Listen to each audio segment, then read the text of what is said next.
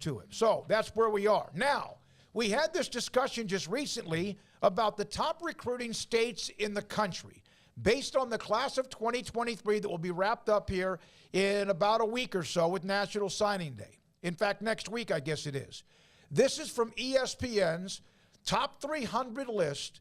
These are the top 5 states when it comes to top 300 players, prospects. The two numbers are Florida with 234 top 300 players in the last 5 years. The number to the right is how many they had this year. Texas with 226 and 48.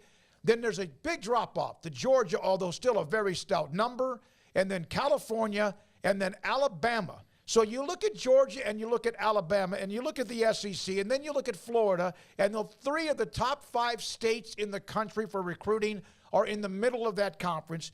And then, of course, Texas joining the SEC, and the numbers of players now on a lot of those rosters who are from the great state of Texas. Yeah. This is.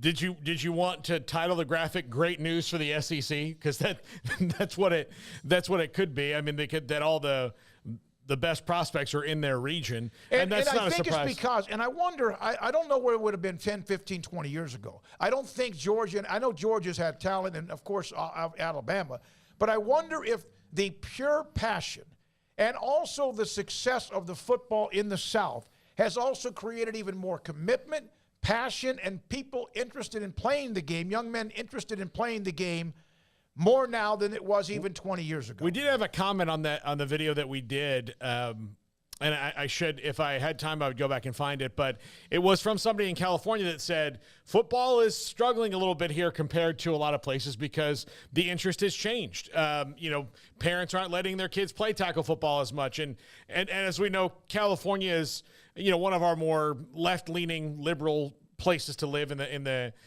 the United States. So maybe that's part of it. Maybe it's, I don't want to cast all of that to where you might fall on the political spectrum, but I think that's part of it. There's maybe not as much enthusiasm for football as there was. They still have a lot of great talent. It doesn't help that this was the first year that more than one school in California has been good at the same time for a very, very long time. So, that probably doesn't help. It probably doesn't help that Northern California's colleges aren't that great.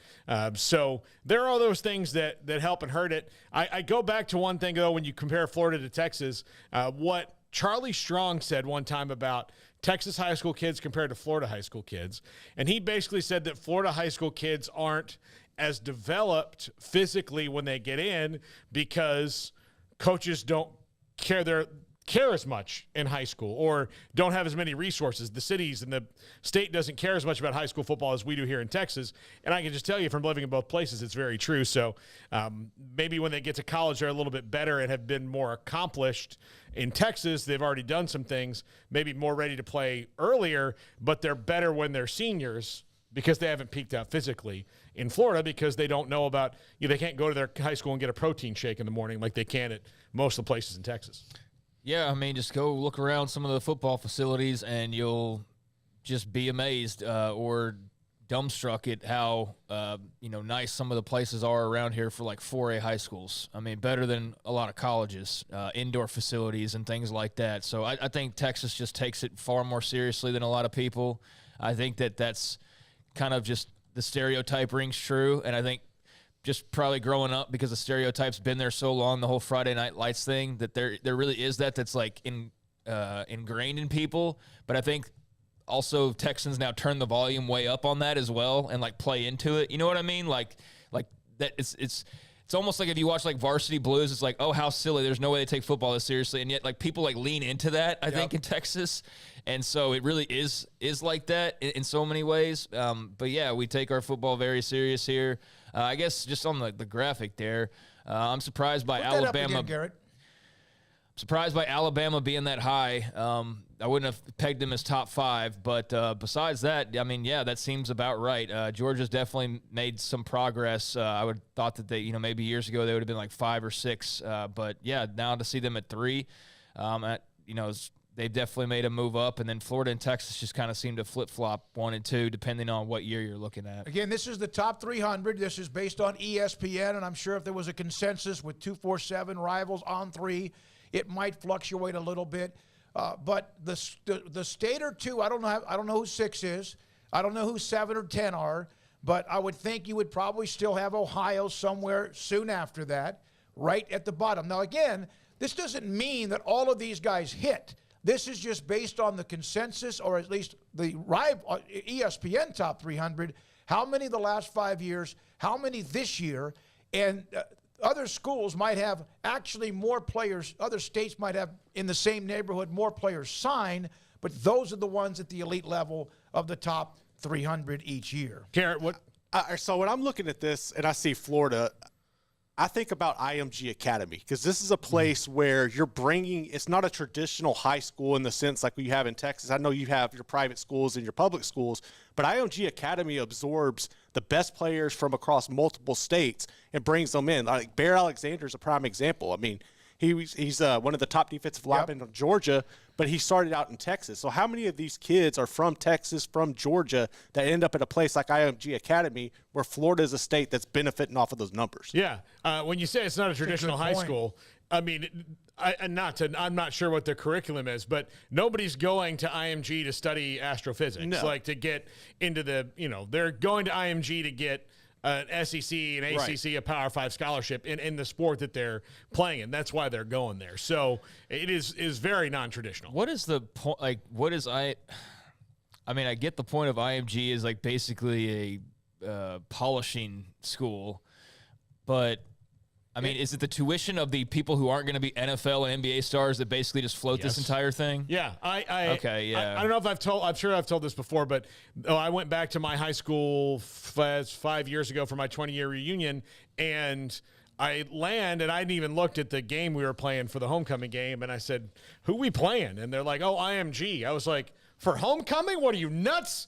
Like, how are we even on their schedule? That's terrible." Like, no. There's They two. got to play somebody. There's 2 of them. Yeah, IMG Blue and there's IMG White.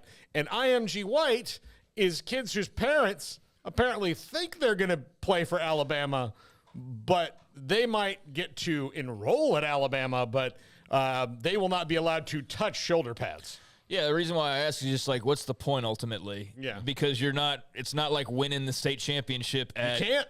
Yeah, that's what I'm saying. So it's like, I get that it's a polishing school for future pro athletes or just other athletes, I guess, like you said, that have that dream. I don't know. What's the point ultimately? Like, what's the payoff? I guess they get a lot of advertising because the Keontae Georges of the world, Baylor's had plenty of IMG folks over the years. So yeah, I was curious about like what's the end game really? It's there? a prestige, and it's also hooking a up football agents factory. in the future. You remember? You're young enough. No, I know what it is. No, I'm trying to give you an example. Remember Evangel in Shreveport? Evangel in Shreveport was a tiny little school. Then the next thing you know, they're a football powerhouse. I mean, beating anybody for the most part. And it's kind of a little bit of how that developed. And eventually they kind of were neutered, and IMG Academy's in a state where it's allowed to happen. But Evangel was winning state championships. Yeah, they were. The IMG can win a national championship, I would think. Yeah, I would think. But again, right. The national championship to me in college and high school football without a playoff system, I guess they think it's like the college playoffs or college top 25. It's all about prestige. And I know they go play like an all-star schedule most of the time, so I mean maybe that's it. But yeah, I just wonder what like the whole purpose really is, because you're right, Garrett. There's a lot of guys from Texas that go there and play football, and I guess that Florida would get credit for those guys, or from Georgia or wherever. And I don't know how much better. I mean, we probably need to ask one of those like Keontae George the next time of how it made you better. But it almost feels like when you bring it up, it's almost like taboo in so many ways too as well. So I mean they churn out a good number of those invite and get on, and then churn out a lot of those blue chips. But yeah, those numbers are a little skewed because of reasons like that. 7 of the top 50 recruits, based on at least the page I found in Florida, 247, 7 of the top 50 players in Florida went to IMG Academy. I don't know if that's a nice number, a good number, because you have an amazing talent down in the Miami-Dade, Miami and Fort Lauderdale, Bradenton, Tampa, among some other places around the state of Texas. So there's that. Thought we'd bring that up today about the top 5 based on the last 5 years.